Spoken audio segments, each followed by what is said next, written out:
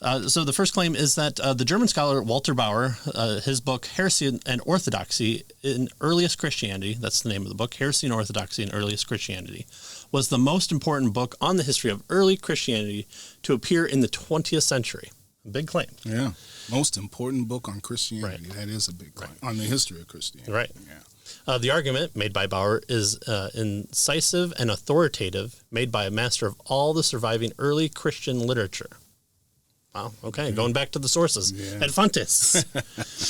Writing from equally early and legitimate heretical forms of Christianity do not currently exist because, why? Because they were destroyed by the proto-Orthodox in the first century. So we'll unpack that a little bit as we go through. So the third claim is that early Christianity was widely divisive. Diverse. It was also divisive, with no group having a legitimate claim to the, quote, true form of Christianity. So they're all kind of just out there fighting for supremacy in some way.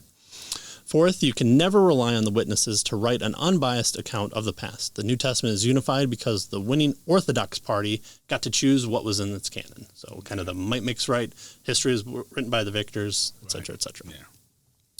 Fifth, the diversity of views within the New Testament indicates that Jesus was not originally considered to be God in any sense at all. He eventually became divine for his followers in some sense before he became to be thought of as equal with God Almighty in an absolute sense. So Jesus became God. Yeah. So this is what was covered before. As a result of who won the argument. Right. Yeah. So this is kind of how Ehrman got to the conclusion that he wrote an entire book on that other people responded. You can go back to some of our earlier ones, and links for that will be included below.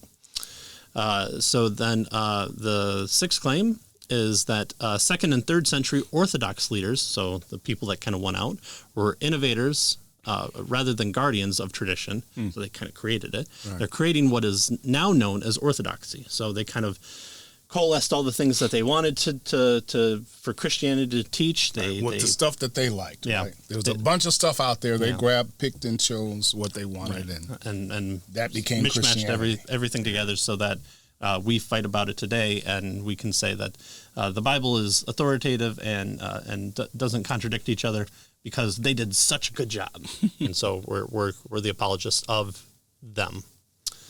Seventh, orthodoxy, which was the product of a much later church councils, so now we're moving to church councils, did not exist in the first century. For example, none of the apostles claimed that Jesus was fully God and fully man.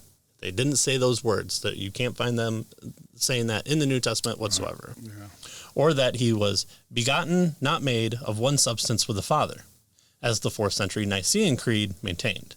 The victorious group called itself Orthodox. So the creeds, the councils, the terminology, things like Trinity, you can't find Trinity in the Bible. Therefore, it's a later manifestation of the victors, the winners. They wanted to teach the Trinity for some reasons.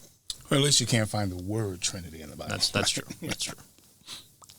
And eighth, and our final one, that the creation of the canon was one of the strategies used by the proto-Orthodox, before Orthodoxy existed, to diminish the authority of other early Christian literature.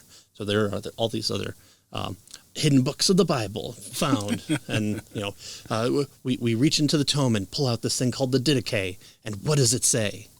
Well, it kind of says exactly what's in the Testament. The Didache was pretty good. Yeah, the Didache is really good. In fact, I just had a discussion with somebody about that, and one of the kind of Lord's Prayer discussions of, do you say at the end, for thine is the kingdom, the power, and forever? The Didache actually, it contains that. And so it lends to this idea of, well, maybe that was in the original. So really geeky stuff that you can get into. Didache, fun read, short, good stuff. Yeah.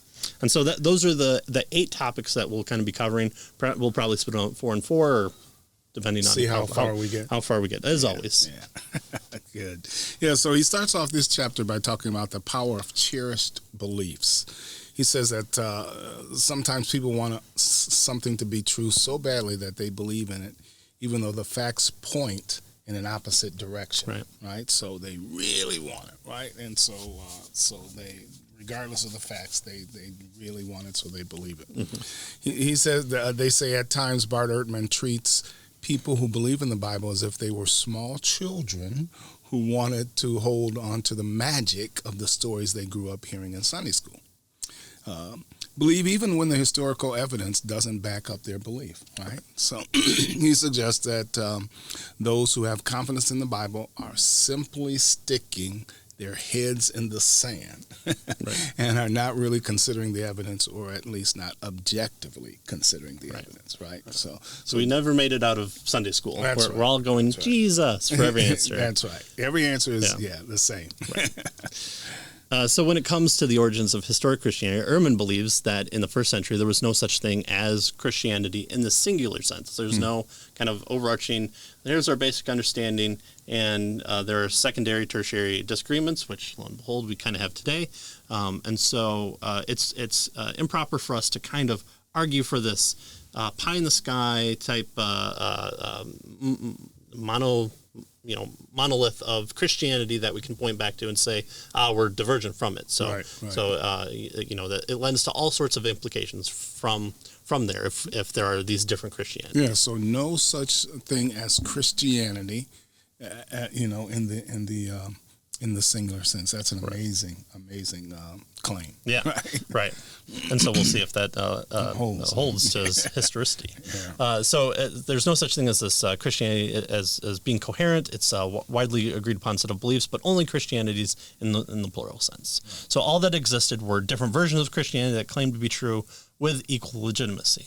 So it's not just one to say, it kind of started out in Jerusalem, but then Corinth kind of like spun it a little bit and kind of took a collection of beliefs, and they say, well, if you kind of add, Jesus is a good teacher, and he rose from the dead, but he wasn't killed by the Romans.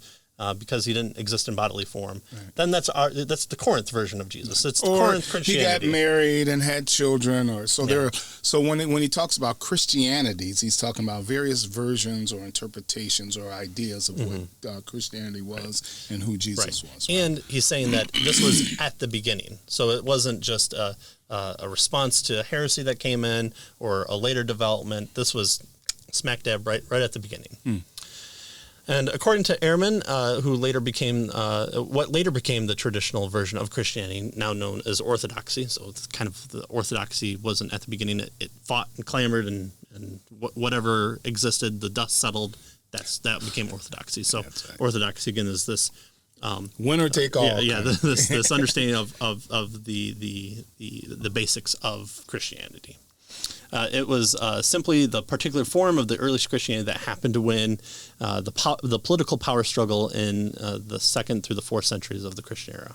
And there is some truth to some of these claims, and other ones we'll figure out just how historic they are. Yeah. Right. So, as we mentioned, just as Ehrman has ridiculed evangelical Christians for covering their ears, right, or sticking their head in the sand to the evidence so they can continue holding to their own cherished beliefs. It's interesting, however, that Ehrman's readers should consider the evidence in order to discern whether Ehrman's narrative, which happens to fit nicely with the cherished beliefs of many in our culture, right? This postmodern culture, is supported by the actual historical evidence available with regard to first century Christianity, right? So who really is sticking their head in the sand? Who really wants to believe based on their view of things, right? Right. And posting some of these videos concerning Ehrman, I've had responses from people that tell me to go back and read Bauer's, Heresy and Christianity. So it's like, I know where you're coming from, and I know, that you're probably deriving that from Ehrman or his suggestion, but there's more to it than that, and we'll talk about further reading as well as our discussion here.